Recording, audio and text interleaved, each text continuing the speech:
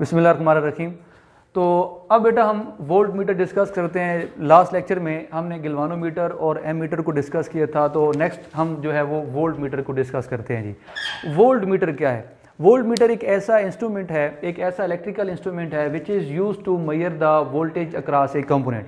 अगर आप किसी भी सर्किट का वोल्टेज देखना चाहते हैं कि उसमें कितनी वोल्टेज का जो है फ्लो हो रहा है या कितनी वोल्टेज का ड्रॉप हो रहा है, तो आप उसको वोल्ट मीटर के ज़रिए जो है वो आप मेजर कर सकते हैं कि एक ऐसा इंस्ट्रूमेंट है जो वोल्टेज ड्रॉप जो है या वोल्टेज अक्रॉस जो है कंपोनेंट जो है वो आप फाइंड कर सकते हैं।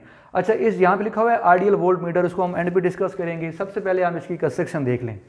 तो लास्ट लेक्चर में आपने एमीटर में देखा था कि वहाँ पे एक शंट रेजिस्टेंस थी और उस शंट रेजिस्टेंस को आपने गिलवानोमीटर के साथ कैसे कनेक्टेड किया था?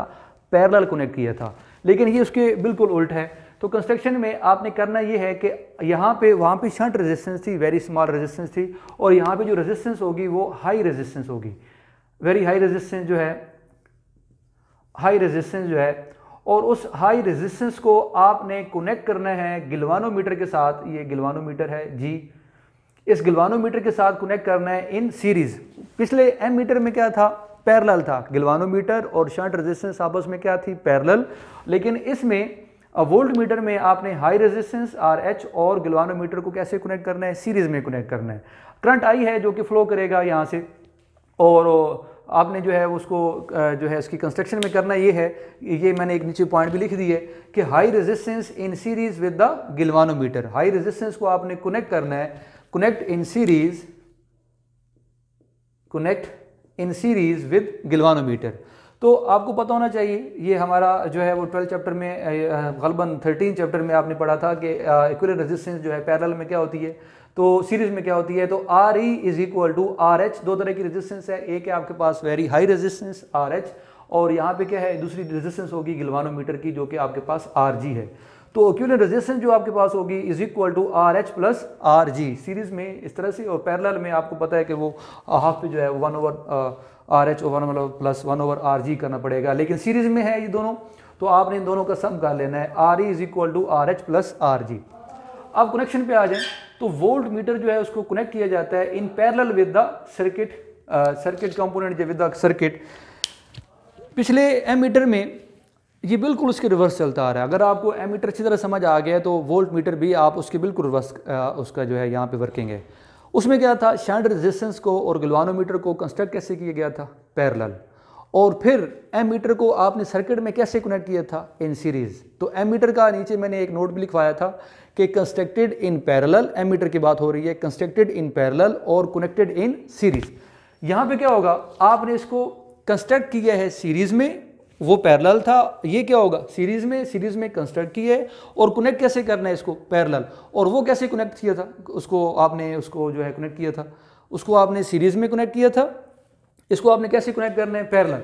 तो अगर आपको ये सर्किट नज़र आ रहा है तो यहाँ पे नेगेटिव, ये पॉजिटिव, और ये आपके पास एक रेजिस्टर है और एक आपके पास लोड है जिसको आपने बल्ब का नाम दे दिए, और यहाँ से आपने वोल्ट मीटर को आपने उसके पैरेलल कनेक्ट कर दिए, सर्किट के जो है आपने उसको पैरेलल कनेक्ट कर दिया। ये आपके पास वोल्ट मीटर है। तो नीचे मैंने ये नोट भी लिख दिया है कि constructed in series connected in parallel. Very important MCQ, वहाँ पे भी मैंने आपको ये नोट लिखवाया था, और यहाँ पे भी जो है इसको भी आपने इसको नोट करना है जी कि इसकी कंस्ट्रक्शन क्या है? कंस्ट्रक्टेड इन सीरीज, कंस्ट्रक्ट किया जाता है सीरीज में, हाई रेजिस्टेंस और गिलवानोमीटर को आपने सीरीज में कंस्ट्रक्ट किया है, और कनेक्ट कैसे करना है? पैरेलल। तो आपने सर्किट में कोई भी सर्किट आपके पास हो, उसकी अगर आप वोल्टेज मेजर करना चाहते हैं तो आपने इसको वोल्ट मीटर को पैरेलल में जो है वो कनेक्ट करना है। अब यहाँ पे पिछले टॉपिक में हमने शंट रेजिस्टेंस की वैल्यू फाइंड की थी, तो यहाँ पे हम हाई रेजिस्टेंस की वैल्यू फाइंड करेंगे। तो हाई रेजिस्टेंस की वैल्यू कैसे फाइंड करेंगे? In series current remain same. Series में क्या रहता है? सेम करंट सेम रहता है। सीरीज में करंट सेम रहता है लेकिन वोल्टेज जो है वो डिफरेंट रहती है। पैरेलल में क्या होता है? वोल्टेज सेम रहती है लेकिन करंट क्या रहता है? वो डिफरेंट रहता है। तो यहाँ पे अगर आप देखें तो आपने इसको कंस्ट्रक्ट कैसे किया था? सीरीज में। तो सीरीज में आपके पास क्या रहती है? करंट सेम रहता है, तो आपके पास ओम लॉ क्या होता है? V is equal to IR। तो आप R की जगह RE लिखेंगे, क्योंकि यहाँ पे जो इक्विवेलेंट रेजिस्टेंस है RE is equal to RH plus RG, उसकी वैल्यू आपने पुट करनी है। तो RE is equal to RH plus RG value जब पुट करेंगे, और यहाँ से वैल्यू पुट करने के बाद आपने हाई रेजिस्टेंस निकालनी है, आपने RH की वैल्यू निकालनी है। तो इस आई को जहाँ पे डिवाइड कर दें और R H plus R G, यहाँ से आर एच की वैल्यू निकाल लें तो आर एच आपके पास आ जाएगा वी ओवर आई, और ये आर जी इधर आके सब्ट्रैक्ट हो जाएगा, तो V over I minus R G. उसके बाद यहाँ पे याद रखें, ये जो आपके पास V है ये है range of volt meter, range of volt meter. वहाँ पे अगर आपको याद हो तो एम मीटर में I जो था वो क्या था, रेंज ऑफ एम मीटर। तो ये बेसिकली वोल्टेज मेजर करने के लिए है, तो V जो है वो क्या है, रेंज ऑफ वोल्ट मीटर। ये ज़्यादा हो सकती है अगर आपके पास हाई रेजिस्टेंस बहुत ज़्यादा है।